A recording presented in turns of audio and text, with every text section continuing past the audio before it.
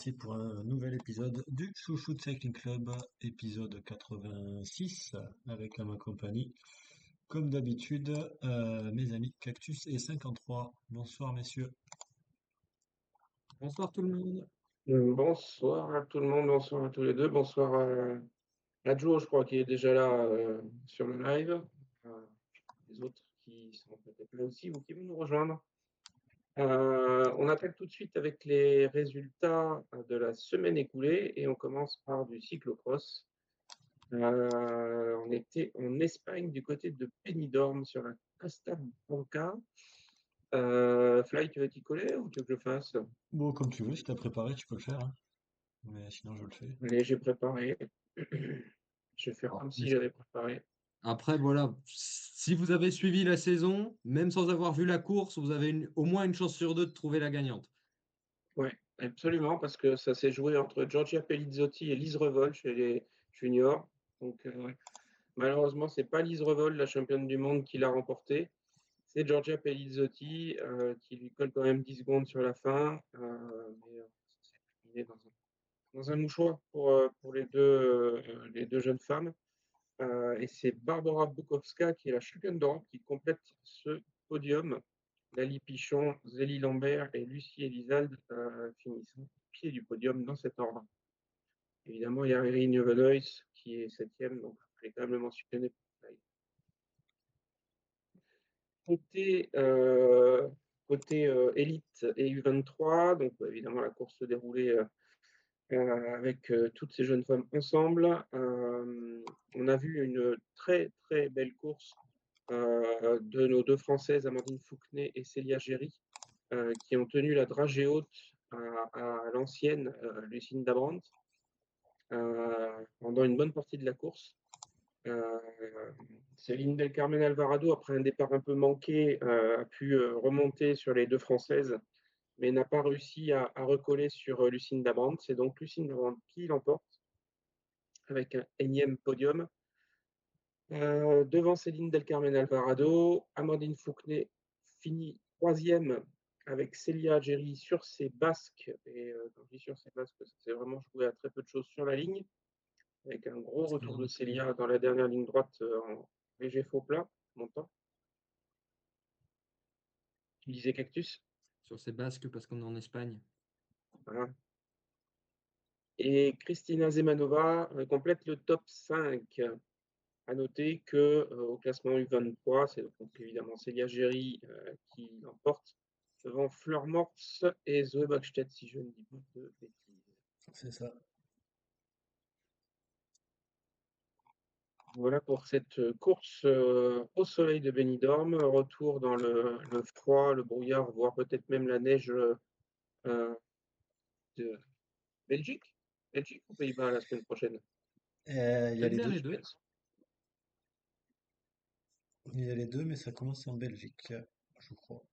Commence en Belgique, exact. Mais ça, vous le saurez dans quelques minutes. Mm. Euh, On passe au Down Under. Mm. Donc le Down Under qui s'est couru. Première course route internationale de la saison qui s'est courue entre samedi et aujourd'hui. Qui est-ce qui va nous en parler, Thème? C'est Fly pour une fois, tiens. Tout ça parce que j'ai pas préparé. Tout ça parce que tu te lèves tôt le matin, c'est pour ça. Tu préfères le Euh, Salvador, Fly? Moi, je vais pas préparer non plus, donc. Non, j'ai été prêt moi Voilà, pour la piste. C'est. ce sera pour Euh, après. ouais, C'est ok. facile, sur les deux premières étapes, c'est deux fois la même vainqueur. Ouais, ouais, non, mais de toute façon, j'ai le résultat sous les yeux, donc je sais, je connais le résultat des trois premières au moins. Bah, du coup, ouais, c'est ça, les deux premières étapes se sont déroulées sur des sprints. Bon, c'était pas des sprints tout plat, il me semble, notamment la deuxième étape, mais les deux fois, c'est une certaine Ali Wollaston qui allait s'imposer. Donc voilà, donc quasiment à domicile, hein, puisque c'est pour l'autre bout du monde, c'est pas très loin, entre la Nouvelle-Zélande et l'Australie. Donc deux victoires pour la FDJ. Et puis sur la dernière étape, l'étape Rennes, bah, on a eu un coup de 3 contre 1, puisque Noémie Reuck s'est retrouvée dans un quatuor face à trois coureuses de l'équipe UAE. Mavi Garcia, Paola Blasi et c'était qui? C'était Monica Lodarczyk. voilà, c'est ça, Dominika Wlodarczyk. Et Noémie a été meilleure que les trois autres et elle a pu s'imposer avec, je crois même une petite seconde d'avance ou un peu plus sur Mavi Garcia et Paola Blasi. En général, ça va être le même ordre que sur cette dernière étape, donc avec la victoire de Noémie Rueg devant Mavi Garcia et Paola Blasi. Donc Noémie qui va conserver son titre.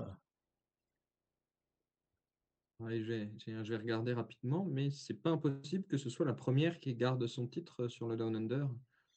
En N'est-ce pas World même Tour, je suis à peu près n'est-ce pas sûr. aussi la première qui le gagne deux fois? Ouais. Alors, en World Tour, oui, mais sinon, en 2017, 2018 et 2019, on a 3 victoires d'affilée pour Sprati. Mais en 2017, c'était 2,2 et 2018-2019, 2,1. Donc, dans le format actuel, si on peut dire, en tant que course World Tour, c'est effectivement la première. Mais on rappelle qu'il y a eu aussi 2 ans d'interruption en 2021-2022. Ouais, Donc, voilà. Ça va ce que ça vaut. Moi, j'avais une question pour Fly. On a vu vas-y. sur notamment les 2 premières étapes un profil, on va dire quand même un petit peu inattendu. C'est Josie Nelson qui est montée 2 fois sur le podium, je crois, des 2 premières étapes, hein. Et Oui, oui. qui n'a pas un palmarès non plus trop important aujourd'hui. Alors, elle est jeune. Elle avait gagné en Normandie, je crois, il y a 2 ans. Oui, ça me dit quelque chose. Je regarde en même temps, mais Moi oui, aussi, ça me dit quelque la chose. Oui, dernière, moi, c'est je ça. vais vérifier parce que j'en ai déjà discuté avec mon équipe Cycling Fantasy. Et c'est pas un peu étonnant de l'avoir à ce niveau-là. Alors après, quand on voit l'équipe Picnic Postanel qui était alignée, on peut comprendre que ça soit elle qui soit leader, hein. Il n'y avait pas non plus des grands noms. Mais voilà, qu'est-ce que ça t'évoque, Fly, toi qui l'a peut-être vu courir plus que nous et voilà, qui est aussi un fervent supporter de Picnic. Moi, Euh, puis je reprendrai après parce que en regardant sur Cycling, il y a 2-3 trucs qui peuvent être intéressants à mentionner. ouais, après, c'est le début de la saison. Donc, Vas-y, Fly. ouais, oui, vous m'entendez? Sans trop de délai. C'est lui qui a du décalage maintenant. Ok. On, Donc, du coup, ouais, comme je dis, on va être bien si c'est celui qui gère la technique qui est décalée. Ouais. ouais. Donc début de saison et peut-être les équipes sont pas non plus forcément toutes avec les meilleurs effectifs. Alors on a que des World Tour hein, sur cette course puisque c'est la nouvelle réforme UCI. Donc voilà, bon, on va pas non plus revenir trop là-dessus. Mais il y a peut-être des équipes qui ont pas mis leur meilleur effectif pour d'une part traverser la planète et puis aussi parce que voilà, la saison va être longue. Donc c'est pas forcément utile de mettre les meilleurs dès le début. Et donc ça peut laisser plus de chances pour des coureuses qui brilleraient moins sur des courses où il y aurait vraiment tous les leaders. Euh, voilà, donc je sais pas après s'il y avait énormément de coureuses qui étaient favorites pour les sprints, si on regarde avant les étapes. On va aller Wollaston, quoi. Oui, Non, il y en avait d'autres, mais il y a eu des chutes, il y a eu des choses qui se sont passées aussi, mais notamment par rapport à Georgia Baker ou à Ruby Roseman Gannon sur la première étape. Mais Josie Nelson, elle est quand même en surperformance, même avec le plateau qu'il y a, je trouve, par rapport à ce qu'elle a fait jusqu'à présent. Donc, elle est en Ouais, progression, hein. Elle est en je suis en progression. train de regarder, elle a fait des bons résultats quand même. Elle fait quatrième de la Cadel Evans en 2023. Donc, possible aussi qu'elle parte assez fort en début de saison, enfin qu'elle soit en forme pour le début de saison, étant donné que c'est peut-être plus accessible. Et surtout, l'année dernière, elle fait deuxième d'une étape du Giro, derrière Lorena Vibus. Bon, il me semble que c'est une étape où il y avait eu des bordures, etc. Mais elle va quand même chercher un podium dans un groupe où il y avait Marianne Vos, où il y avait bon, Kopecky qui était lanceuse, etc. Elle fait quelques bons résultats aussi sur le Tour de l'Ardèche, par exemple. Elle fait quatrième et septième d'étape. Donc, oui, on ne s'attendait pas forcément à ce qu'elle fasse deuxième derrière Wollaston, par exemple, mais ce n'est pas forcément une énorme surprise de la voir faire des placettes. Ouais. vu le plateau, elle était quand même attendue un petit peu plus loin. Elle bénéficie des chutes, elle bénéficie de choses comme Oui, ça c'est ça. qui mais C'est elle ça. a Je dû bien se pense passer sur les que 2 étapes. c'est ça, donc là, elle fait 2, 3, 14. Je pense qu'effectivement, on s'attendait plus à la place de 14e qu'aux deux podiums. Tout à fait. Mais encore une fois, je pense qu'elle arrive en tant que leader de la pique-nique. Donc, Oui, ça c'est aide vrai qu'il certainement à se positionner, à qu'elle soit bien placée, et cetera. ah bah, il y avait Lucificius aussi, qui était le dossard 1 de l'équipe, qui Oui, a, qui est pas une mauvaise sprinteuse aussi, mais oui, ça peut jouer tout simplement au niveau de la forme du jour, etc., des circonstances de course aussi. OK. Fly, tu nous fais signe dès que tu as rattrapé le décalage. Je vais faire une réaction en même temps. Ah si, c'est bon, c'est bon, c'est bon. OK. Donc, tu as ouais, je sais plus, tu as mentionné que Naomi Rugg avait effectivement remporté le général, effectivement. Eh bien, on va passer à la suite. Hem, on parle de la Cycling Pro Costa de Almeria. Alors, Ça, elle n'a a ça c'est priori, espagnol, ça c'est pour Cactus. ouais, mais a priori, elle n'a pas eu lieu puisqu'on n'a pas eu de résultat et que la course était supposément annulée. C'est juste que le Ah ben calendrier voilà, UCI est ce qu'il est. comme ça faut voler quand même. Donc voilà, eh bien, on a une très belle non-course, mais, et on n'a pas encore les résultats de la photo finish pour cette non-victoire. Bon. Eh ben, et comme on est dans l'espagnol, tu vas nous parler du Salvador, Cactus. Voilà, parce que là, pour le coup, ça a eu lieu. C'est toujours en C'est cours pas d'ailleurs, on a fini. eu la troisième journée de course aujourd'hui. Donc on a commencé avec un prologue qui a été remporté par la championne du Chili, donc Catalina Sotocampos pour la Laboral, devant Ainara Albert Bosch pour la Roland, puisque Roland aligne des coureurs dont on ne savait pas qu'elles étaient dans l'effectif, puisque Roland n'a pas fait d'annonce sur son effectif et que, pour être totalement honnête, avant d'avoir les résultats, on n'était même pas sûr qu'ils repartent en 2026, puisqu'on n'a eu aucune info. A priori, c'est donc le cas. Mm. Troisième place pour Hernandez pardon, pour la Colombie et quatrième place pour Marjolaine Van Tereloof dans le même temps que Georgia Vettorello et Naya Amondarain. Donc à noter que la Laboral a mal commencé puisqu'ils se sont fait voler des vélos avant la course, il me semble. Donc ça n'a pas eu trop de conséquences pour ce prologue. Par contre, le lendemain, ça a pu en avoir parce qu'il y a eu un incident pour justement Catalina Sotocampos qui a dû changer de vélo, qui a mis beaucoup de temps parce qu'il n'y avait pas forcément le vélo adapté, etc. Et qui s'est ensuite pris une pénalité pour être resté trop longtemps dans les voitures pendant qu'elle remontait. Donc, côté sportif, on a une nouvelle victoire pour la Laboral avec la victoire au sprint de Marjolaine Van der Kolff devant Ainara Albert Bosch qui est donc à nouveau deuxième et qui prend la tête du général. Troisième place pour une autre Roland, Anastasia Samsonova et quatrième place pour Yesenia Meneses. Enfin, aujourd'hui, on a eu la victoire justement de la leader, donc Ainara Albert Bosch, toujours au sprint, devant Milena Salcedo et Yelisaveta Skliarova. Pardon. Donc c'est vrai que on a un plateau qui est assez, je vais dire, hétéroclite en termes de nationalité, et on n'a pas que des nationalités sud-américaines comme on pouvait voir dans les autres courses qui, c'est vrai, sont plutôt des points 2 dans la région. Et voilà, on a un plateau très varié. Et on voit qu'on n'a pas que des victoires des grosses équipes. Oui et non, parce que bah, c'est quand même Laboral, Roland, c'est les équipes européennes, mais on voit que sur les podiums, ce n'est pas seulement ces équipes les plus structurées qui se placent. Donc il nous reste encore 2 étapes.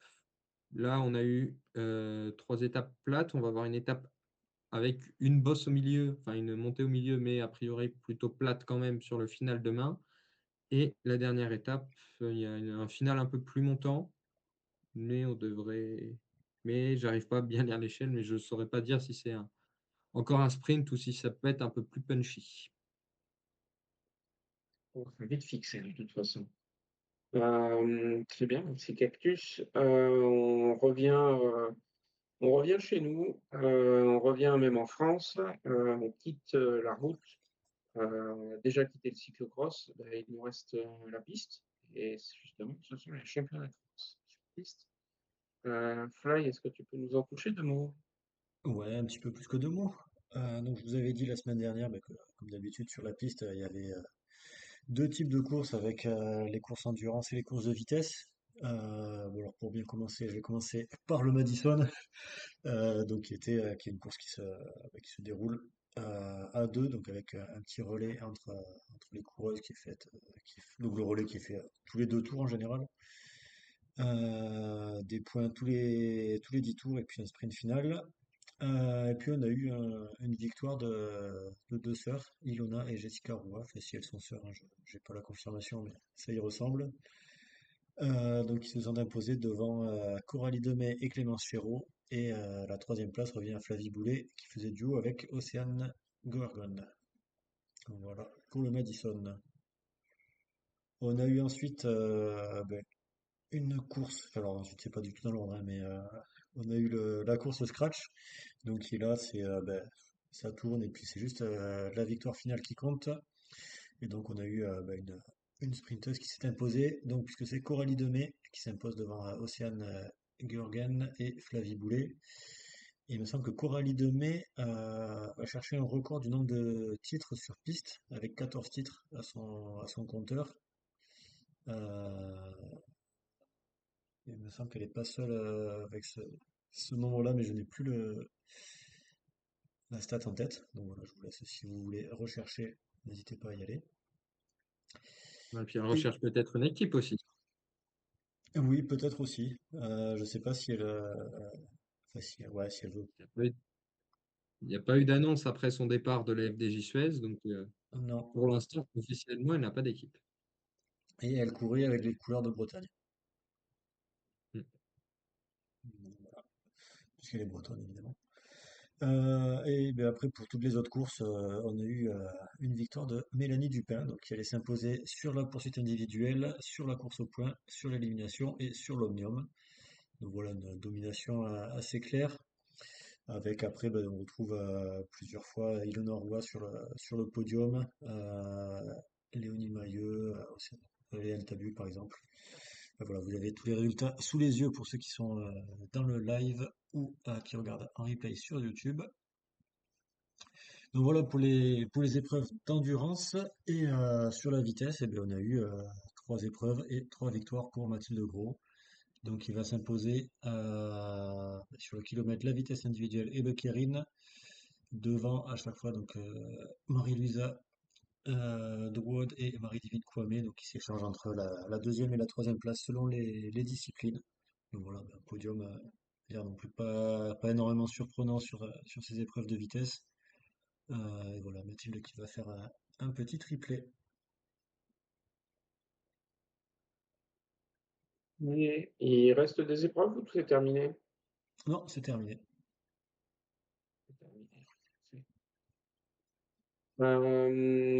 Eh ben, écoutez, on a fait le tour des résultats, je pense.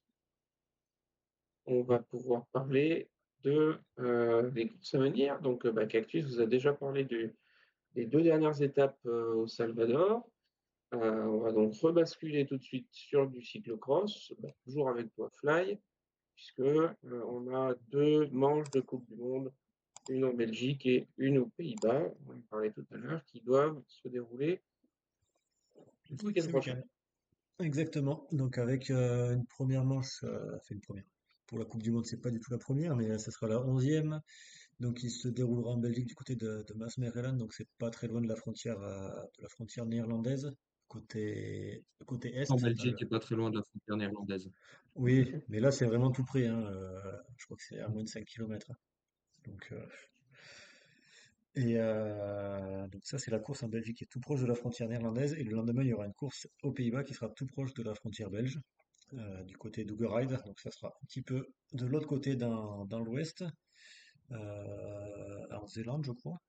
Ou dans le Brabant, je sais plus. Il me semble que c'est Zélande. Donc voilà, donc 2 épreuves qui sont pas très très lointaines l'une de l'autre. Euh, alors j'ai pas vu les compos encore des différentes courses. Pour revenir sur le palmarès, on peut citer la victoire de Blancavas l'an dernier du côté de Maasmechelen. C'était Fem Van Empel qui s'était imposé les 2 années précédentes. Et du côté d'Ougerheide, C'était Lucinda Brandt qui s'était imposée l'an dernier. Femme Van Empel sur les deux éditions précédentes. Voilà, dont une qui était en championnat du monde. Voilà, à peu près. De course, ok, merci Fly. Et sinon, si Euh, pour info, juste pour ajouter, il n'y en aura qu'une seule qui aura une course junior. Ce sera la course double ride.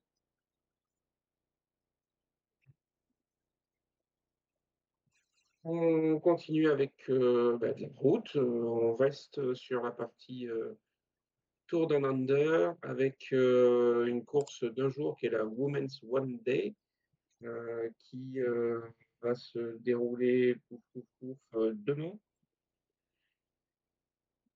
Demain, Ça. moins de 12 heures, quoi, quelque chose comme ça. Alors, oui, demain, ouais, samedi commence dans un jour, donc Mm. ça sera tout le matin, Par tout contre, l'après-midi, c'est ça? c'est jeudi, non? Et c'est ça. First Cycling indique mercredi. Donc oui, on aura le Ouais, c'est résultat mercredi, mercredi matin. mercredi matin, normalement. Donc, course entre Tanunda et Tanunda, qui est relativement plate, euh, puisqu'il y a moins de 500 mètres de dénivelé au total, 94 km de course. On va évidemment retrouver au départ la plupart des jeunes femmes qui ont participé autour d'un under sur les trois étapes dont vous a parlé tout à l'heure. Et sur la partie sprint, puisqu'il y a quand même quelques chances que ça se finisse de cette manière-là, on aura évidemment Ali Wollaston qui sera présente. À noter qu'il y a Murtalar qui a été également sur le tour d'un under précédemment et qui est aussi au départ. À voir du côté de Ruby Roseman Gannon, a priori oui, puisqu'elle elle a terminé le under, et de sa coéquipière Georgia Baker, qui elle est abandonnée à la fin de crois. En tout cas, qui n'a pas été très présente sur la fin du under. Et puis, bon, il y a d'autres potentielles jeunes femmes intéressantes. Forcément, Margot Ligier, Fly. Emma Norsgaard également. Josine c'est sur les sprints de ce début de saison, ouais, etc., etc. On verrait bien ce qu'il ressortira de tout ça. Euh, Cactus, on a aussi, on peut peut-être avoir plutôt, des courses côté espagnol et côté non. C'est ça, on a 3 courses qui sont prévues, donc 3 trophéos qui auront lieu samedi, dimanche et lundi. Donc on commencera samedi avec le Trofeo Marachi Felanic, bon, qui n'aura pas la même vainqueur que l'an dernier, puisque d'une part, l'an dernier, c'était Loten Tala qui a pris sa retraite. D'autre part, l'an dernier, c'était un sprint. Là, on a une arrivée en côte au Puig de San Salvador. Je n'ai pas le pourcentage exact, mais ça monte bien quand même. Il y a du orange et du rouge sur l'image, donc ça ne devrait pas être un sprint massif. Donc côté non annoncé, bon, c'est pas super clair parce qu'on a une start list pour l'ensemble des trophéos, il me semble. Enfin, une start list provisoire pour l'ensemble des trophéos, comme c'est le cas un peu chez les hommes. Mais on a notamment la Human Power Elf qui est annoncée avec des Talita de Jong, Tissia Rio pour ce profil-là. La Laboral aussi avec Uzo Ostolazza, Thierry Jorgensen, Deborah Silvestri. La Lidl Trek, Nick Fisher-Black, Anna Anderson, Ryan Marcus, ou une certaine Margot aussi, qui va faire ses débuts avec l'équipe, Margot Van Pastenbeke. On aura aussi la Mayenne Mombana Maipai, donc l'ancienne Winspace, avec Carolina Perekitko notamment. Aussi Chiara Lilik pour faire plaisir à Fly, et Justine Jégu qu'on avait reçu dans le podcast. On aura aussi, évidemment, équipe espagnole préférée de Fly, la Movistar. On aura côté français, Aude Bianic, mais aussi Kat Ferguson, Liane Lippert, Sarah Martin, la championne d'Espagne, Marlène Reusser, qui pourrait jouer un petit rôle, donc c'est peut-être mieux de ne pas l'oublier. On aura aussi la Saint-Michel, donc avec Alison Jackson, avec Émilie Maurier aussi, peut-être plus pour ce profil-là assez difficile, puisqu'on rappelle qu'elle a notamment fait une très belle performance sur la dernière étape du Tour. Clara Aymont, sur le papier, c'est une bonne grimpeuse aussi. On aura la team Abadi avec plus ou moins tout l'effectif qui est annoncé, dont Lise Ménage qu'on avait reçu, dont Agua Marina Espinola, qui est aussi une bonne grimpeuse. Et après, les équipes espagnoles, les contis européennes, la Top Girls, UAE aussi, avec Greta Marturano, Silvia Persico, Maëva Skiban pour ce profil-là, mais aussi des Caroline Finkels et Sophie Van Rooyen pour les sprints, Eleonora Gasparini, et la Uno-X avec Anina Atosalo, Sigurd Otset, Mibjørndal Autostadt, Laura Tomasi, Linda Zanetti. Donc là encore du très beau monde. Dimanche, on aura le Trofeo Palma qui avait été remporté l'an dernier par Marlène Reusser et qui là sera accidenté mais qui devrait quand même se finir avec un sprint. Donc sprint plus ou moins massif. Et lundi, le Trofeo Bini Salem Andrax remporté par Talita de Jong en 2025 qui finira là aussi en côte. Donc c'est peut-être celui où on a le plus de chances d'avoir la tenante du titre qui s'impose, mais comme on l'a dit, il y aura une belle concurrence. Ok, ben, on verra tout ça. Donc samedi, dimanche et lundi. Avec un peu moins de décalage horaire que l'Australie ou le Salvador. Ouais, ce sera plus facile. Est-ce qu'il y a d'autres courses à venir dont on souhaitait parler, messieurs? A priori, non. Non, moi, c'est bon. Alors, on va passer sur les actus.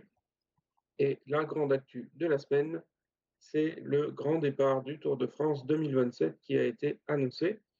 Alors, pas celui des hommes, hein, même s'il a été annoncé aussi, mais celui des femmes. Qu'est-ce que ça donne, Cactus? Eh ben, ça donne qu'on a les villes-étapes qui ont été annoncées, mais pas le tracé des étapes directement.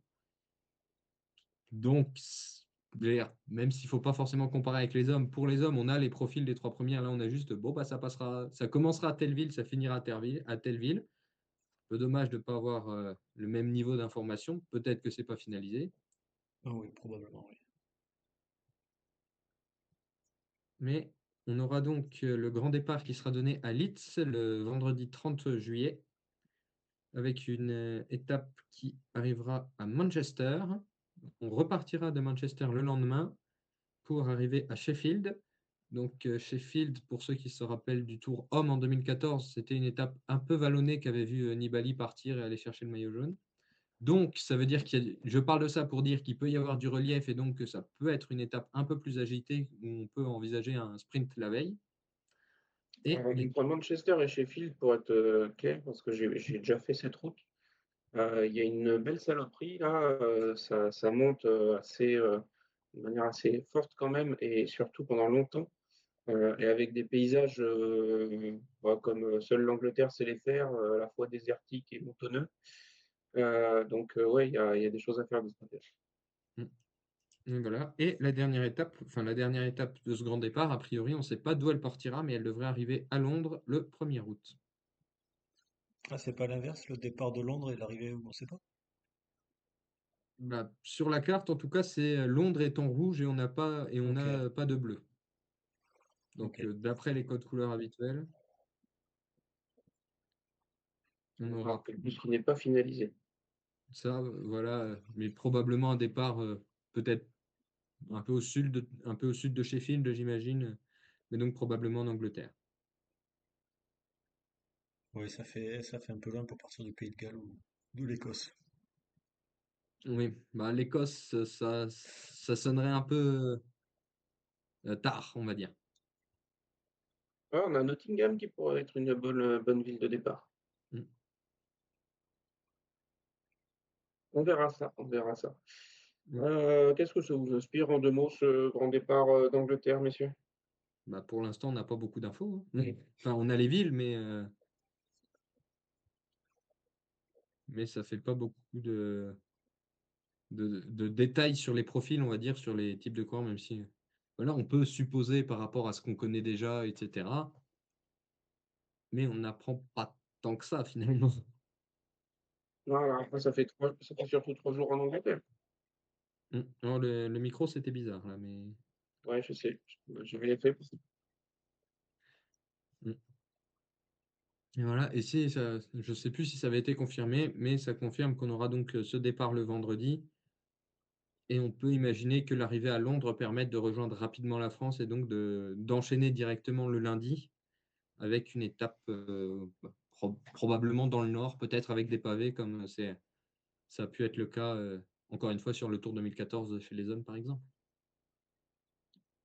On fait un essai. Bon, c'est toujours pourri. Ouais, c'est pas super, hein. Bon, ben, déconnecté, reconnecté, continuons.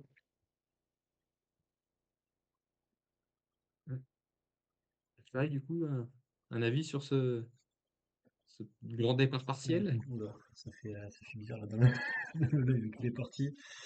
Du coup, Ouais, non, mais c'est que, ouais, on n'a pas beaucoup d'infos, je- donc compliqué.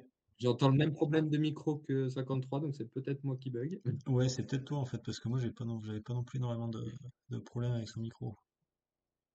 Ouais, il y a peut-être un truc dans le Du coup, stream. si tu veux partir et revenir comme ça, on fait tout en même temps. Ok. Ouais, je pense qu'on va faire ça. Ouais, ok. Ouais, bon, a priori, c'est peut-être plutôt moi le problème. Ouais, Du coup, tu l'as fait fuir, voilà. merci. Du coup, il se déconnecte. Exactement. Moi, je m'entendais mal, je m'entendais mal. Ouais, Voilà, là, c'est moi qui marche pas bien le son. Bon, je vous comprends, mais il y a un grésillement bizarre, donc Ok. il m'entend une autre qualité, donc c'est pas tellement. Attends, parce que là, je ouais, comprends c'est rien ça. du tout à ce que tu dis, 53. On est bien, hein? Magnifique ce numéro. Ouais, ça faisait longtemps. Bon, Bon, je vais essayer de me connecter autrement. ça capte pas toi, mais bon. Bah, donc là, je fais depuis l'ordi, je vais essayer de faire depuis le téléphone pour voir Vas-y, vas-y. si c'est pas. Si... Ouais. Là, ça donne feuille. Tu m'entends Ouais, je comme il faut t'entends. maintenant. Ouais, je t'entends mieux. Ouais. En tout cas, j'entends plus le grésillement, moi, quand je parle. Ah, mais Le moi, j'entendais pas grésillement. de grésillement. Plus que le grésillement. Ouais.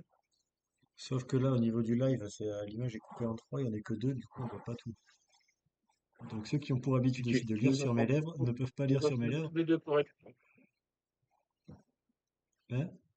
Attends, c'est Vous pas grave. nous entendez tous les deux correctement? Ouais, là, moi, j'entends comme il faut. Ok, ok. Bon, je finis de régler, mais niveau son, c'est mieux pour moi. Ouais, ça a l'air mieux, effectivement. Ouais, ça a l'air un peu plus fort, mais c'est tout. Oui, c'est un peu plus fort, effectivement. Ok, donc vous avez dit quoi sur ce Tour de France au départ? Ok. On voit plus le cactus. Je vais essayer de tourner pour voir, mais Il nous entend plus. je garantis rien. Alors, Il a peut-être fait un petit décalage Il nous aussi. entend plus. Ah bah là, c'est un gros décalage, alors. ah, Il nous entend. Là, il coupe son Bon. micro. bon, voilà, je vous entends plus, c'est magnifique. Voilà, Ouais, ça c'est ça. confirme. Et nous, on t'entend, par contre. Ouais, ben là, il Allez, n'entend plus qu'on l'entend. on y croit. Je me mets plus bas comme ça, les gens peuvent voir mes lèvres aussi et lire sur mes lèvres. J'espère qu'on a perdu personne hein, dans le live. D'accord. Résistez, résistez, les amis, hein. Cactus va revenir. Donc, Et on ouais. parlait de ce Tour de France au départ d'Angleterre. Toi, ça t'inspire quoi pour la suite du parcours, Fly? Ok, est-ce que c'est... C'est bon. Là, je vous Ouais, entends. t'es revenu. Et- Donc, qu'est-ce que et ça Fly, dis-nous. m'inspire? Ben écoute, on a que trois étapes, donc c'est compliqué de voir un petit peu toute la physionomie. Après, c'est vrai que ouais, ça part d'Angleterre, donc on devrait avoir après un transfert qui reviendrait sur le nord de la France, euh, puisque ça me paraît quand même peu probable que de partir vers la Belgique ou continuer à l'étranger. Ben ouais, si on peut avoir des pavés, ça serait cool. Ouais. Et après, pour faire l'arrivée finale de ce Tour de France, on va où? Dans Mais les la Vosges? question c'est, est-ce qu'on veut une arrivée vraiment en altitude avec de la grosse montagne ou pas? Ou est-ce qu'on veut plus Ouais, des étapes vallonnées et ouais, pas une arrivée mythique, mais. Oh, tu me diras, tu fais une arrivée finale au Vélodrome de Roubaix, ça peut être sympa. Bah, mm. Non, après, ça fait un moment qu'on n'a pas eu la planche quand même. Ah ouais, Par rapport au rythme, par rapport au rythme habituel d'apparition de la planche des belles filles, ça fait quand même quelques années, donc je ne serais pas particulièrement surpris. Bon, peut-être pas pour l'arrivée finale parce que ça ferait un peu redite avec 2022, mais une étape, enfin un week-end final dans les Vosges ou un passage dans les Vosges avec la planche et une arrivée dans le Jura me surprendrait pas. Ouais, c'est une possibilité, ouais. Ouais. Une forte probabilité parce qu'après vouloir redescendre soit dans les Alpes, soit dans les Pyrénées, ça réclamerait des transferts, à mon avis, assez importants. mais après, si on Autrement dit, vous considère une regardez le étape de Tour Homme repos, un jour, 2014. Tu disais, Flavie? si on considère qu'il y a une journée de repos, ça peut permettre aussi d'avoir un transfert un peu plus long et de pas repartir juste de la frontière, j'allais dire, mais Mhm. Si envisagé, ouais. Bah, après, je pense que si il y avait cette idée de mettre un jour de repos le lundi et de reprendre après, je ne serais pas forcément allé arriver à Londres directement. Je pense que l'intérêt de Londres aussi, c'est de pouvoir faire enfin, notamment avec l'Eurostar si besoin, etc., de pouvoir arriver vite sur le nord. Enfin, je pense que ça s'intègre plus enfin, ça a plus d'intérêt comme ça en tout cas que pour repartir et ce serait pas forcément cohérent avec ce qu'on a le tour qui s'allonge. Enfin, avec voilà ce qu'on a encore le départ le vendredi, ce serait surprenant qu'on reperde un jour de course en quelque sorte. Ou peut-être avec des demi-étapes, mais j'y crois peu. Est-ce qu'une arrivée massif centre serait envisageable? pourquoi pas. Ouais. Sachant que le Tour a quand même l'habitude d'avoir au moins deux étapes un peu montagneuses pour conclure ces derniers temps, soit cette année, enfin, 2025, en 2024, on était un peu sur ce schéma-là. Il faut arriver à trouver deux circuits montagneux sur le Massif central. Ce serait jouable, vous pensez? Arrivé au Puy-de-Dôme le samedi et l'étape avec Puy-Marie et arrivé au Luran le dimanche, par exemple. Ah, Et oui, oui, ça, en termes, et oui, en termes de temps, ça permet enfin, si on arrive, si on a une étape de pavé le lundi, disons, on peut prendre mardi, mercredi pour redescendre assez rapidement, soit par Paris, soit par la Champagne, et arriver pour faire jeudi, vendredi un peu plus cabossé dans le Morvan, par exemple, et, euh, et finir avec ce week-end montagneux dans le Massif central. C'est quelque chose qui est théoriquement faisable. Après, est-ce que c'est dans les projets? On n'en sait rien. ouais, le Puy-de-Dôme, ça peut être intéressant. Il avait eu quand même une très bonne expérience avec le Tour Homme il y a maintenant combien? 2, 3 ans? C'était 2023, oui. 2023, ouais. Avec une sacrée ferveur ce jour-là, quasiment digne de l'Alpe d'Huez. Pour l'avoir vécu dans la caravane, c'était vraiment impressionnant. Sauf en haut, puisque Sacré c'était ferveur sur l'arrivée Bon, interdite au public. oui, ouais. Juste Ouais. avant, justement, ça a permis de concentrer le public avant. Et c'est vrai qu'on est tellement proche aussi, enfin, on débute la montée dans les rues de Clermont-Ferrand, donc c'est aussi favorable parce qu'on a quand même pas mal de population qui est là. Donc, Il y a déjà eu sur des courses féminines, le Puy-de-Dôme? Je crois pas. c'est une autre question, je pense pas, hein. Parce que voilà, chez les hommes, la dernière, c'était 89. Donc à ce moment-là, il y avait déjà un premier tour féminin, mais je ne sais pas s'il empruntait le même parcours ou tout ça. Donc je ne sais pas si le Puy-de-Dôme a déjà été emprunté sur une course féminine. En remontant aussi loin, je sais pas. Et récemment, Ben, certainement pas. on pourrait se renseigner auprès de l'Office de tourisme et peut-être qu'ils nous donneront des informations par rapport à l'année prochaine. Non, après, ça représenterait de toute façon une première aussi pour le Tour Nouvelle Formule, là. Et ils sont assez friands des grandes premières comme Mm. ça, hein, c'est cyclique. Euh, Mm. Aussi Mm. quelque chose à réfléchir. Ouais, mais Si c'est ça, je pense, enfin, si avoir une première en 2027, je pense plus avoir la première des pavés qu'une nouvelle arrivée, enfin qu'une arrivée en montagne. Et pourquoi pas les deux? Exactement. Mm. Sinon, C'est dans le déjà chat, fait sur le tour, bah, pourquoi pas sur le tour? Enfin, sinon, dans le chat, Joe nous parle plutôt de 6 étapes dans l'ouest pour descendre vers les Pyrénées et faire le dernier week-end dans les Pyrénées. Alors moi, ça me paraît quand même un peu loin entre vraiment le nord de la France et les Pyrénées, même si les étapes peuvent être Voilà. assez longues. Ah, voilà, ça dépend. Bah, déjà, ça dépend de si on prend une étape pour des pavés, on va un peu tourner en rond.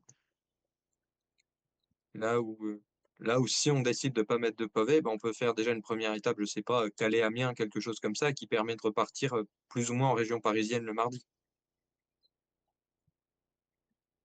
Donc, ce qui aura pas du tout la même, ce qui ouvrira pas les mêmes possibilités. et puis après le passage par l'ouest, soit, soit on passe en Bretagne, soit on l'oublie, mais pas faire juste écorner la Bretagne. Possible. Crime de lèse-majesté. Il y aura bien le mur de Bretagne. Mm. Oui. Là, voilà. Non, puis là, j'y pense. Et on va finir par se retrouver avec la dernière étape qui va être une répétition du circuit des Mondiaux et on sera tous déçus. Ok. Allez, on a fait le tour sur cette partie-là. Mm. Il nous reste. Est-ce qu'il nous reste d'autres actualités? Voilà. On aurait bien fait une partie sur Roland, mais vu qu'il décide de pas mettre d'infos, bah, on n'a pas grand-chose. Donc on refera un point une fois qu'on en saura un peu plus. Écoute, on va passer sur les présentations d'équipe, puisque ben, on a fini le World Tour la semaine dernière. Mm. Il y en a d'autres. On va passer dans la catégorie inférieure. Fly, est-ce que tu as tout ça à l'écran? Ouais, tout est prêt. Eh ben, on te laisse mener la barque alors. Allez. Et comme j'ai envie de changer un petit peu, on va faire les équipes dans l'ordre contre-alphabétique. Et on va commencer avec la Park Hotel, autrement appelée la Volker Vessels, qui a Voilà. C'est vu. pas du tout pour changer, hein. Mm. Voilà. Donc du coup, qui a eu 6 départs pour 5 arrivées cette année. Dans les départs, on peut citer deux départs à la retraite ou en arrêt pour Femke Böling et Valérie Demey. Et après, une promotion pour Margot van Partenbeke qui part chez Lidl Trek, enfin promotion, voilà, qui part vers le World Tour. On a aussi Marieke Mertz qui part vers l'Auto, Anne van Rooyen qui va vers la DAS et Lisa Van Elvoort dont on ne sait pas encore ce qu'elle fait l'année prochaine. Enfin, j'ai pas vu en tout cas. Et du côté des arrivées, on va avoir un retour, celui d'Amber van der Hulst. Les arrivées pour Esme Pepperkamp, Florin Bolks, Sophie van Bersvoort Walrab et Vera Tillemann. Malouaisen qui était stagiaire et qui reste aussi en 2026. Oui, exactement, oui. Après, toutes les autres restent. Mm. On devrait conserver leur vaisselle dans la grande tradition de la carte hôtel. Toujours un gros cœur hollandais, quoi. Ah Alors, bah, encore plus, puisque cette année, c'est c'est que plus, des ouais. Néerlandaises. Exactement, Ouais, ouais. Ah, pas faire mieux, là. On a éventuellement Vanessa faire plus de Paradis, Néerlandais. on va rester sur la même philosophie et sur les mêmes caractéristiques au niveau course. Qu'est-ce que tu en penses, Fly, toi qui connais bien cette équipe? Ouais, bah exactement. Ouais, c'est vrai que bah, déjà le gros noyau de l'équipe va rester.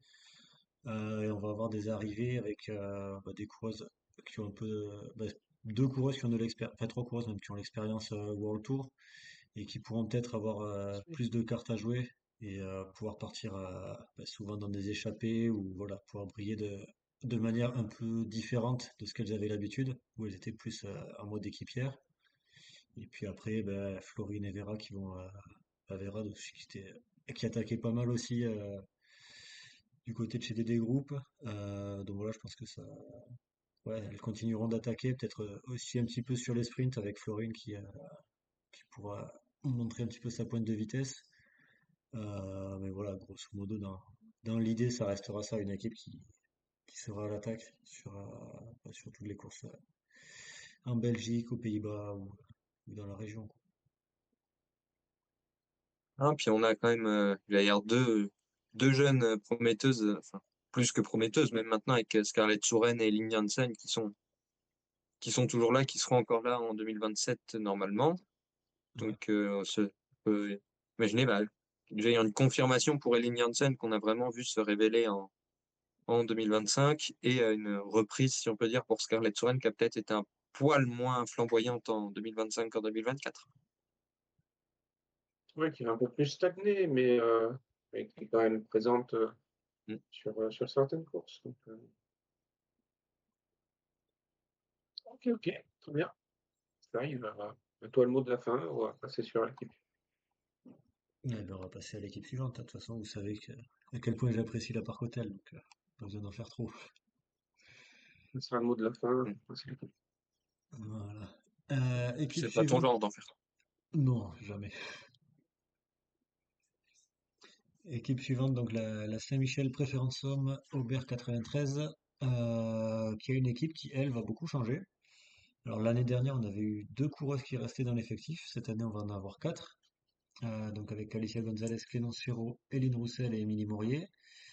Au niveau des départs, on va avoir 9 départs. Donc Émilie Watts, Séverine Hérault, Adèle Normand, Alison Avoine, Colline Rapi, Ella Simpson, Ilona Roy, Lucie Fitus et Ségolène Thomas. Et du côté des arrivées plutôt qui viennent du continent américain, puisqu'on aura deux américaines et trois canadiennes. Donc avec bon, Solène Muller, Simone Boilard, Carolina Cumega, India Grangier, Heidi Franz, Clara Emonde, Caroline Ourech et surtout Alison Jackson. Un grand renouvellement chez Saint-Michel Aubert. Mm. Solène Muller était déjà dans l'équipe en tant que stagiaire, si on peut dire, comme, euh, comme Ilona Roy, qui elle part. Alors après, il y a un gros poisson forcément, on va dire, médiatique, Mm. euh, Alison Jackson. Euh, Au-delà de ça, parce que elle- voilà, son apport bien sûr à l'équipe, j'en ai aucun doute. Euh, et au-delà de ça, qui est-ce que vous voyez c'est vraiment quelque chose de sympathique pour 2026 chez Saint-Michel Cactus?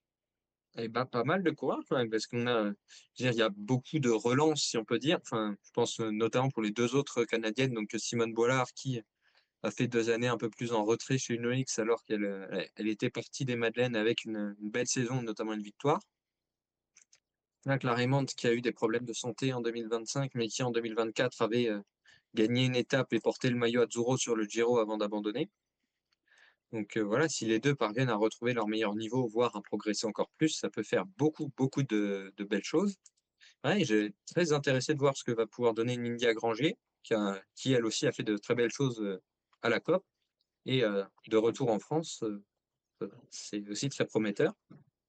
Et même justement une Heidi Franz qui est une coureur plus expérimentée, mais qui est toujours aussi performante, qui fait, bah, je veux dire, notamment sur la Volta Portugal où Saint-Michel a dû prendre de belles notes, puisque Heidi Franz y brille souvent, India Grangier aussi. Mais voilà, on a beaucoup de recrues intéressantes. On a les coureurs gardés, si on peut dire, enfin, notamment, je pense à Émilie Maurier qui est arrivée en cours d'année, qui a fait de très belles choses, qui reste dans l'équipe. Donc, je pense que la saison sera meilleure en 2026 qu'en 2025. Oui. Bah, c'est vrai qu'il y a quand même beaucoup de changements. Donc il faudra ouais, peut-être dans un premier temps vraiment construire le groupe et avoir bah, un effectif qui soit qui se tourne autour d'une leader, soit bah, où tout le monde peut avoir sa chance. Donc ouais, je pense que c'est difficile de vraiment juger, sachant que voilà, bah, c'est que des coureuses qui vont venir découvrir l'équipe et qu'on ne sait pas non plus quelle sera vraiment la physionomie de cette équipe. Donc je pense qu'on verra ça au cours des premières courses et puis les suivantes. On nous rappelle un passage, même si ça n'apparaît pas dans le nom, l'arrivée de Première Tech, hein, qui explique aussi la force de américaine dans l'effectif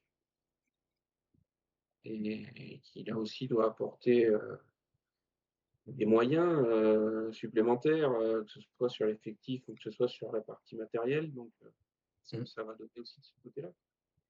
Et côté matériel, il me semble que Cannondale, qui est l'équipementier, est aussi impliqué dans l'arrivée d'Alison Jackson. Oui, oui, clairement. Donc, puisque Alison Jackson était déjà sur des Cannondale chez IF. Chez IF. Ok, très bien. Équipe suivante, Florian.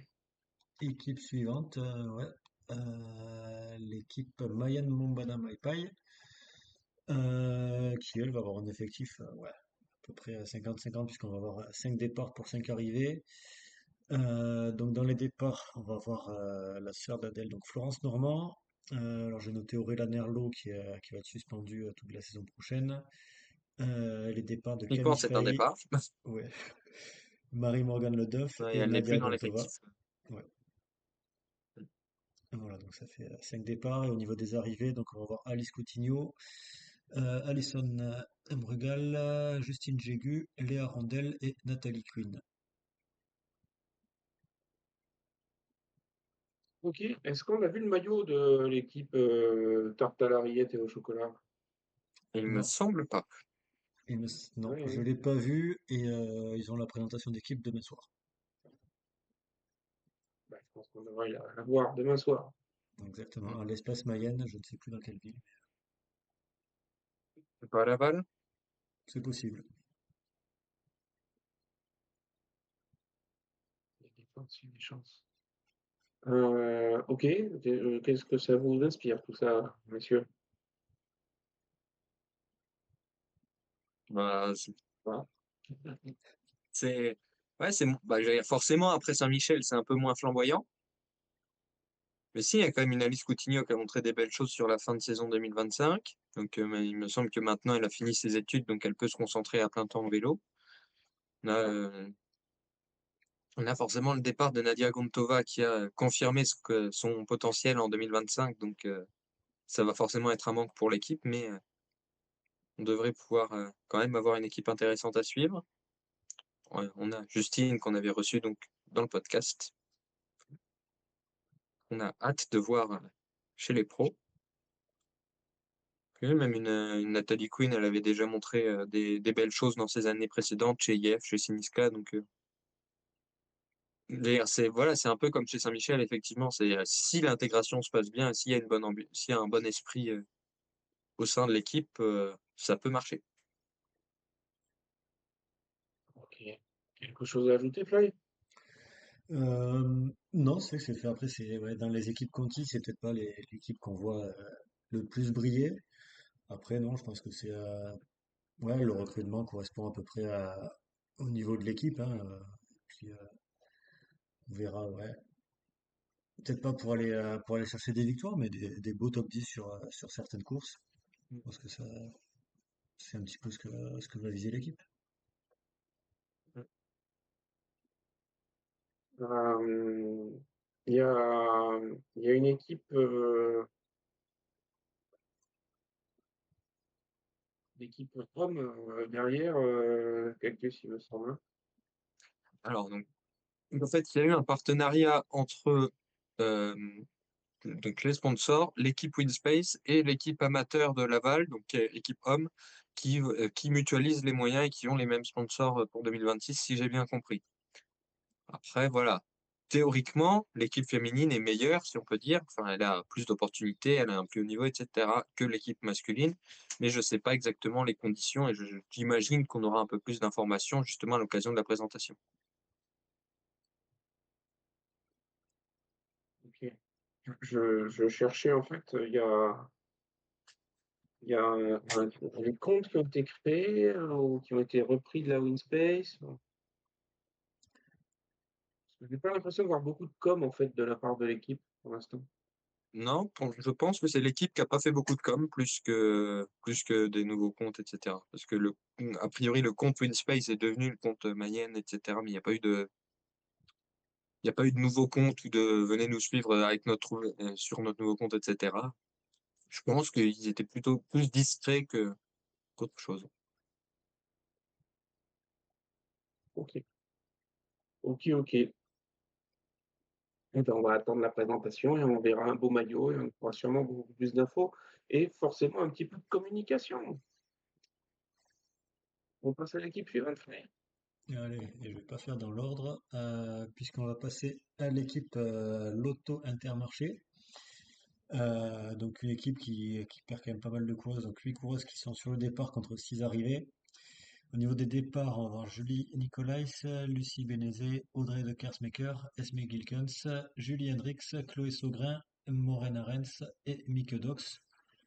Pour les arrivées de Annelies Nyssen, Elisabeth Ebras, Julie Brouwers, Linda Riedman, Marieke Mirt et Sandrine Tass.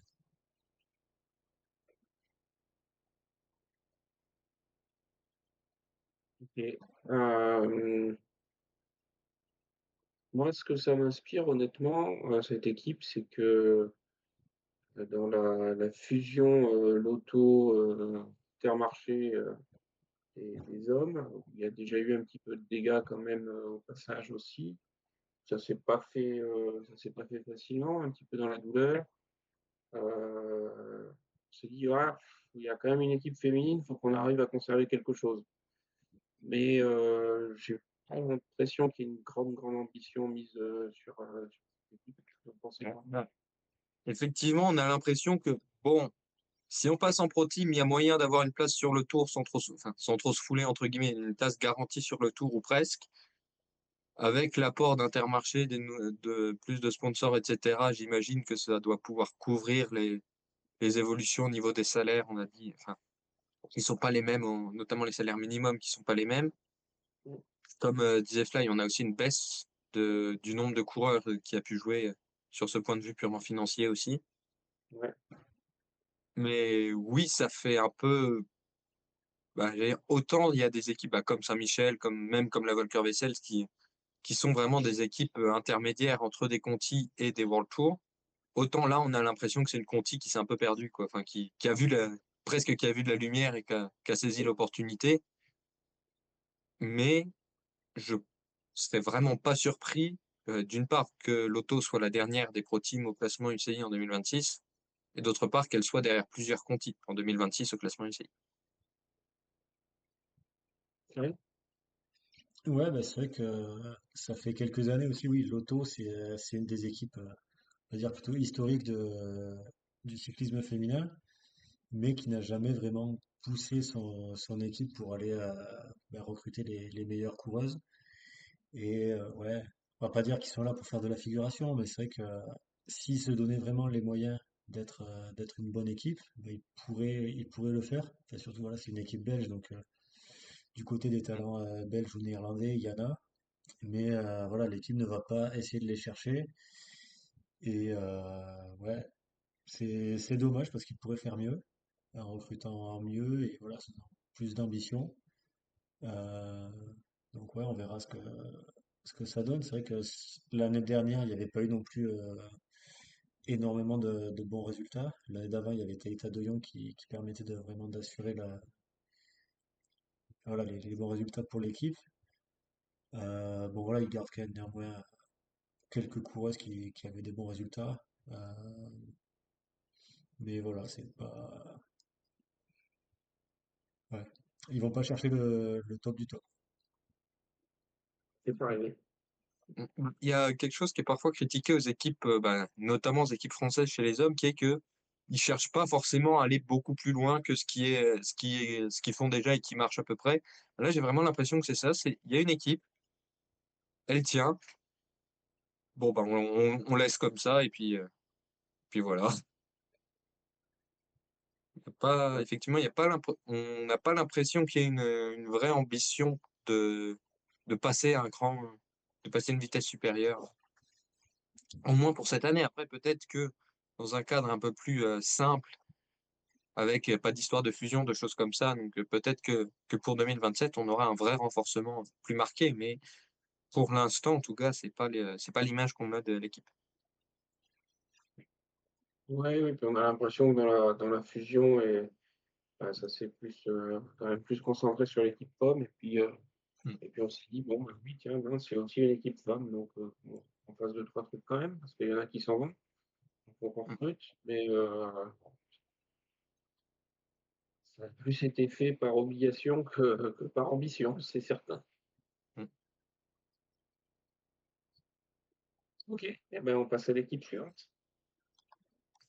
Allez, équipe suivante. Bon, maintenant, on va faire plaisir un petit peu à Cactus, puisqu'on va passer à la Laboral Cucha, qui va avoir les départs pour Alba Teruel, Eneritz Vadillo, Anna Santesteban, Laura Tomasi et Maite Urteaga.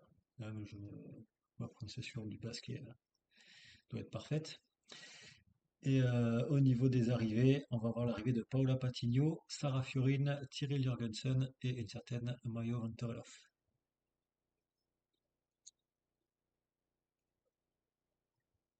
On était parti sur cette analyse-là la semaine dernière, mais là, on est plutôt sur du renforcement de l'équipe, non? Mm. Cactus, Voilà. on est Voilà. concerné. Et théoriquement, il y a quand même un gros départ qui n'est pas remplacé, qui est celui d'Anne Esteban. Mais malheureusement, Anne Esteban, elle n'a pas forcément été dans les meilleures conditions pendant ces 2 années dans l'équipe. Donc, disons que son départ est moins grave que si elle avait pu conserver son niveau, notamment de 2023, pendant les 2 saisons. Et oui, on avait dû déjà en parler, mais l'arrivée notamment de Marjolaine et Van Terlof va faire beaucoup de bien sur les classiques. Bah, où et l'équipe pourra pas faire pire, mais l'équipe n'y allait pas, en fait, les années précédentes. Donc là, il y a quelqu'un qui est là pour ça.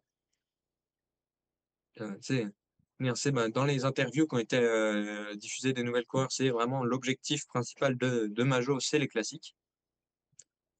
Et je pense que l'équipe a enfin, a de quoi bien l'accompagner là-dessus. On a effectivement des jeunes recrues, enfin des jeunes prometteuses, bah, comme Tyrell, comme même Sarah Fiorin, pardon. Iratia Rangoren qui arrive des juniors aussi. On a Paula Patigno qui va avoir un peu plus sa carte que chez Movistar, qui est assez expérimenté aussi, un peu comme Majo dans un certain point de vue, qui va pouvoir compléter ça aussi. Et on a les bonnes surprises, si on peut dire, enfin les bonnes coureurs qui restent. Bon, par Laura Tomasi qui avait gagné au Salvador et qui part, mais une Cristina Tonetti qui avait gagné le Grand Prix Van Renders reste, Julia Bierukova reste, des coureurs dont on n'était pas assuré de toujours les avoir sous le maillot en 2026 sont toujours là. Et voilà, on a vu déjà 2 victoires au Salvador il y a quelques jours. Donc, je pense que l'équipe peut confirmer sa saison 2025 où elle était deuxième pro team. Ok, c'est bien. Bon, c'est bien. Supporter, il croit aussi, la team a fait ce qu'il fait. Mm, C'est bon. mm. Ouais, Voilà, c'est-à-dire le petit regret qu'il peut y avoir, c'est qu'est-ce qui se passe avec Eneritz Vadio, qui avait même été annoncé prolongé l'année dernière par la presse basque, donc fin 2024, et qui n'a pas couru depuis les championnats d'Espagne, voire avant. Donc, qui pourtant avait plus ses études, enfin de ce que j'avais compris, n'était plus en études, donc avait plus de temps. Voilà, je pense qu'elle a pas voulu continuer dans le vélo professionnel, tout simplement, mais c'est un peu dommage parce qu'elle avait montré des très belles choses. Mais après, je pense qu'elle fait ce qui est le mieux pour elle et elle a tout à fait raison. ouais, heureusement, on a vu que des choses qui pouvaient arriver aussi. Alors, on ne sait pas dans ce cas précis si c'est effectivement le cas, mais c'est une possibilité à ne pas écarter quand on voit la manière dont ça se passe. Mm. Voilà. Ouais, Fly, tu avais quelque chose à rajouter, toi, sur cette Bah, laborale? tu dis que ça se renforce au niveau des coureuses, au niveau des chouchoutes aussi, hein, parce que c'est vrai que moi c'était une équipe où il manquait vraiment une chouchoute dans l'équipe là. Bon, c'est vrai avec Thierry les maillots, la mission est remplie, donc c'est bon, je pourrais les encourager. Donc, non seulement elles vont faire les classiques, mais en plus elles auront le fly au bord de la route pour les encourager. Donc ça fait quand même voilà, deux gros avantages, là, l'effectif et le supporter. Ça, oui, ça. Équipe suivante. Équipe suivante, eh bien, on va revenir du côté français avec la Cofidis qui va enregistrer 5 départs. Donc Clara Koppenberg, Eugénia Buyac, Flavie Boulet, Kirsty Van Aften et Lise Ménage. Et 4 arrivées avec Emma Comte, Christina Burlova, Malouine Moul et Mönch Gertz. Techniquement, on est presque sur du 4 départs, 4 arrivées, puisque comme on l'avait évoqué avec Lise quand on l'avait reçu, elle n'a pas porté le maillot de l'équipe cette saison. Donc, Et je suis pas sûr que en Flavie pratique, ait beaucoup ça porté non plus. joue pas. Et donc, Ouais, oui, c'est vrai que Flavie a eu aussi une opération. Il me semble qu'elle avait été opérée en août, je sais plus. Mais voilà, c'est. beaucoup sur la fin de saison. Mm. Mais elle a bien repris, puisqu'elle s'est illustrée au championnat de France sur piste avec l'équipe Vendée Cyclisme. Voilà. Et Cofidis qui voulait essayer de monter en le tour à la loterie. Qu'est-ce qu'on en dit? Ça aurait été un peu court quand même cet effectif-là. Donc, Voilà, j'ose espérer que si l'équipe avait eu la licence, ils auraient essayé de demander une petite rallonge au sponsor au hasard pour aller chercher une Amandine Fouquenet, par exemple. raison, raison. Mais bon. Non, bah, des recrues, des jeunes, déjà. Donc, on a donc Mintje Gertz qui est toute jeune, mais qui a déjà quelques belles références, notamment le top 10 sur la flèche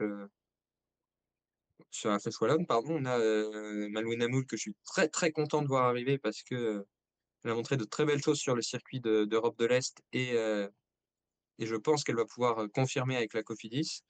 On a Kristina Burlova qui va pouvoir accompagner un peu sur les classiques aussi. Justement, il y a une certaine relance à aller chercher, notamment du côté de Victoire Berthaud, qui n'a pas forcément eu autant confirmé que ce qu'on pouvait espérer pour elle. Et j'ai plus la quatrième. Et ma compte. Emma Comte. C'est ça. Je savais pas si elle était comptée comme recrue ou pas, comme elle a rejoint l'effectif au 1er août. Mais oui, Emma Comte qui a montré des belles choses aussi, notamment côté grimpeuse, donc qui peut faire un beau duo avec Julie Bégaud, qu'on a vu confirmer aussi. On a vu au moins montrer toujours des belles choses sur le tour où elle a longtemps été avec le maillot blanc, sur les championnats d'Europe où elle va chercher la médaille. Ouais, il faut rappeler qu'elle a quand même une base d'effectifs avec celle qui nous bouge, Mm. qui est intéressante aussi, comme tu disais, Victoire Berthaud, Julie Bégaud, entre autres, peut-être d'autres. Tu peux rappeler peut-être quelques noms, Fly, dans l'effectif? Ouais, Ah, du coup, dans celles qui restent, on va voir Amalie Dideriksen, Anna Ludwig, Julie Bégaud, Marion Bourras, Martina Alzini, Nadia Quagliotto, Nicola Noskova, Spela Kern, Valentine Fortin, Victoire Berthaud et Victorie Guillemot.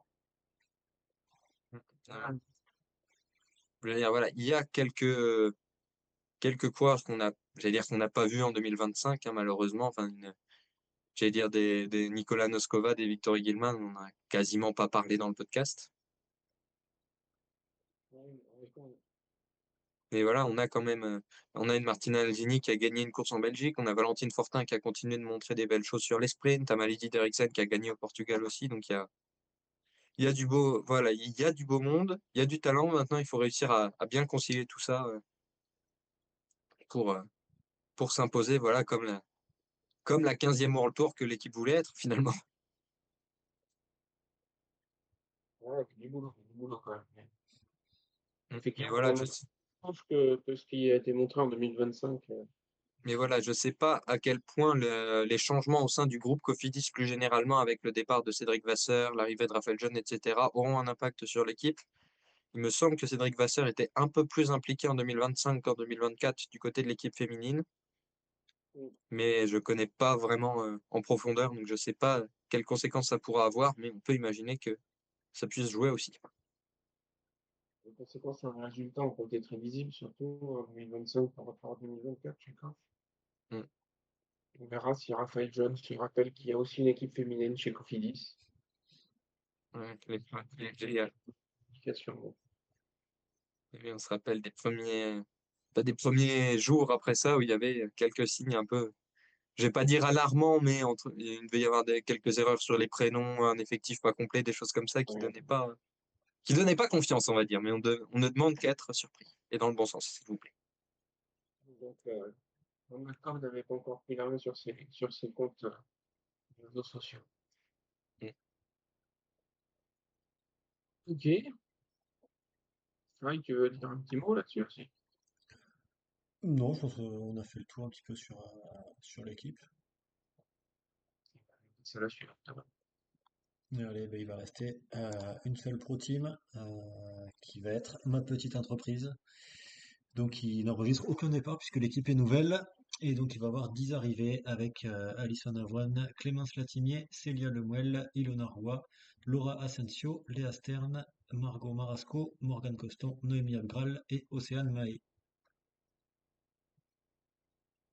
On rappelle la structure particulière de ma petite entreprise avec une multitude de partenaires qui ont permis la création de cette équipe. Pas de partenaire maillot particulièrement mis en évidence autrement le nom de la structure ma petite entreprise. Mais tous les partenaires sont sur le maillot, il suffit de se pencher un peu et de regarder, et on les voit tous apparaître sur le maillot. On rappelle aussi le support de Vincent Lavenu pour cette équipe. Euh, et, et, dégagé proprement de l'ex-structure AG2R. Hein. Mm. Donc Vincent Lavenu qui se réinvestit dans le cyclisme et dans le cyclisme féminin. C'est forcément quelque chose de positif. Hein. Quelqu'un comme lui, qui est avec le bagage qu'il a, ne Mm. peut qu'apporter des choses intéressantes au cyclisme féminin. Et si vous l'avez pas vu, il a donné il a fait une longue interview avec le groupe Eto qui est très intéressante là-dessus. Enfin, où il revient surtout sur son expérience, mais ça parle aussi un peu du projet Ma Petite Entreprise, de son implication, etc. Donc c'est intéressant. Voilà. Un effectif qui, ma foi, semble assez construit. Ça, c'est Ouais, bah, j'allais dire le point je vais pas dire qui me pose problème, mais qui peut peut-être m'inquiéter, c'est que 10 coureurs, ça fait peu. ça fait peur. Après, c'est le lancement. Il y a Mm. forcément une problématique budgétaire. Oui, c'est ça. Voilà. Il y a peut-être aussi une volonté de pas prendre trop de risques dans le sens où, bah, si ça marche pas, c'est plus simple à 10 qu'à 15, quoi. Oui, et puis sur un projet comme celui-là, vis-à-vis des partenaires, c'est aussi plus facile d'aller en convaincre une fois que la structure est lancée. Alors, au départ, tant qu'il n'y a rien, ça y met un petit peu du vent. Ouais, il va accrocher un certain nombre de personnes, mais on en loupe aussi certains autres qui se disent, oula, oula, attendons de voir. Ah, ça, on va voir. Et l'équipe fera sans doute ses preuves cette année.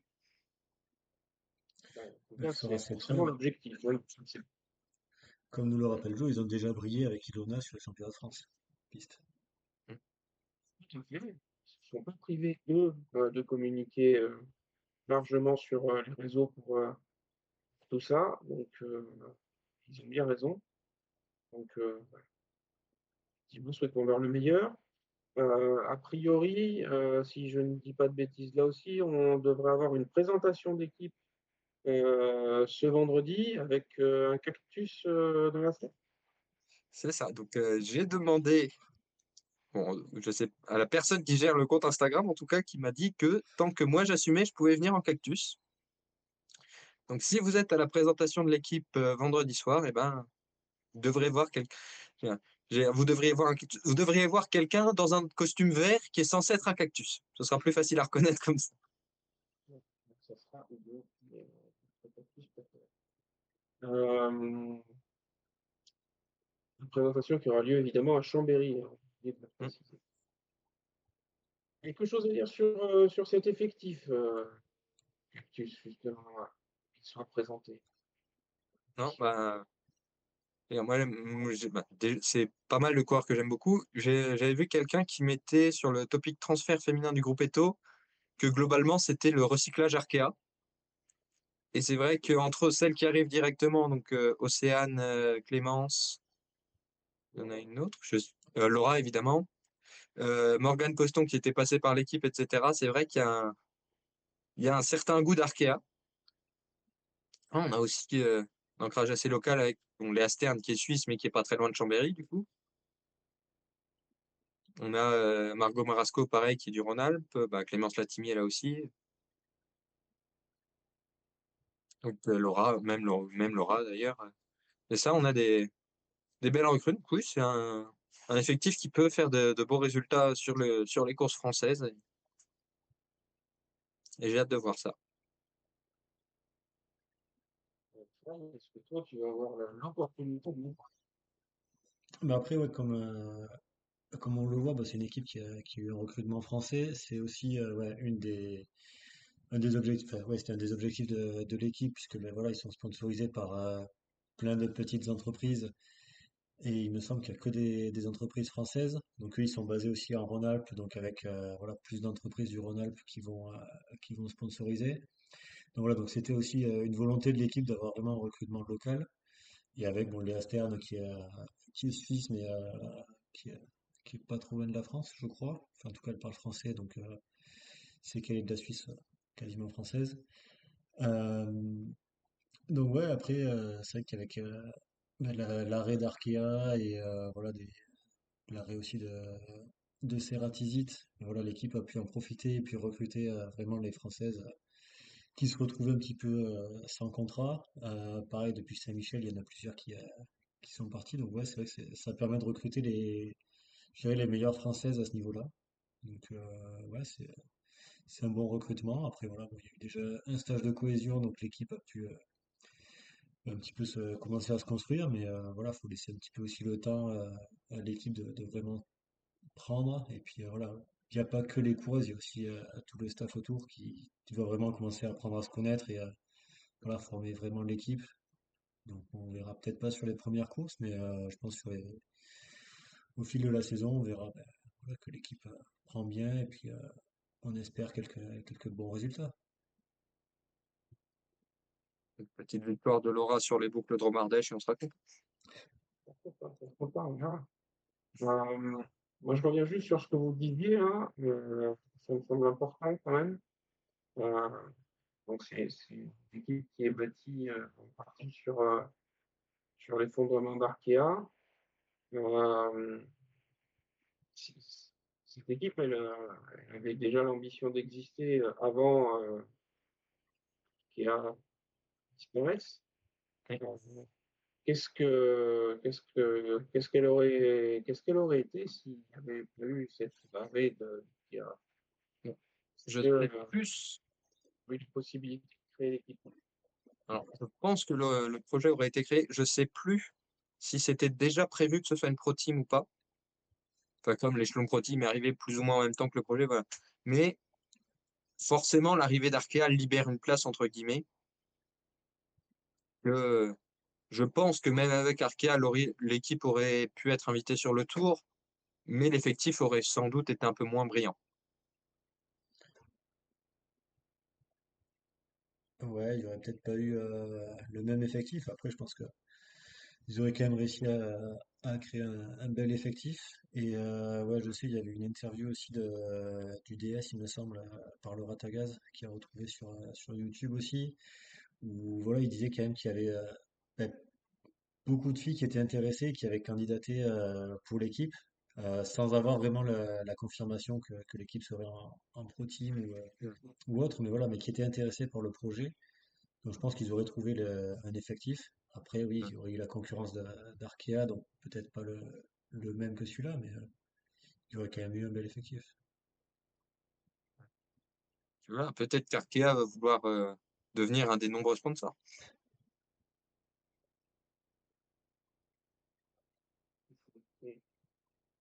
Et,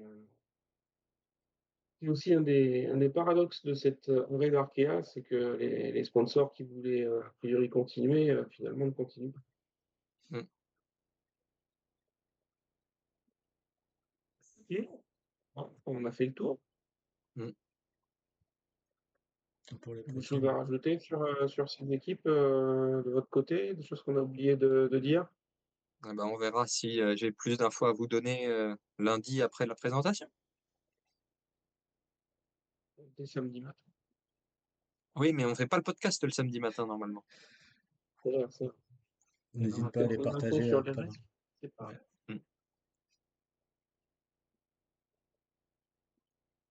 J'ai deux doigts de vous proposer un podcast live depuis la présentation à ma petite entreprise. Mais Alors, bon, même si j'avais voulu le faire, les légers problèmes techniques que j'ai eus aujourd'hui vont pas dans ce sens. Non, mais on peut toujours éventuellement voir pour avoir des coureurs, par exemple, pour le podcast. On peut toujours essayer. on va Ouais, poser la déjà, question. si tu peux avoir quelques interviews vendredi soir, et après, oui, si tu peux en inviter une pour la semaine prochaine, ça serait que du bonus. On va peut-être pas demander pour la semaine prochaine parce que du vendredi au lundi, c'est pas forcément le plus simple à caler. Oui, il faudra se faire Tu passer sais, des choses. pour Mathilde, j'ai demandé le lundi matin. Donc, Oui, alors avec tout le respect que j'ai pour Mathilde, c'est pas forcément les mêmes contraintes. oui, après, c'est vrai que si l'équipe met des contraintes, ou voilà, si elle part en stage, ça peut ne pas aider. Mm. Mm. Je sais pas ce qui est prévu d'ailleurs à l'issue de cette présentation. Tu sais, toi, plus Oui, il y avait un mail pour dire qu'il y avait une sortie de groupe le samedi Ah, qui était prévue, donc il fallait s'inscrire. j'espère que tu t'es inscrit. Alors non, parce que d'une part je rentre, d'autre part je n'ai pas le niveau. Ok, ok.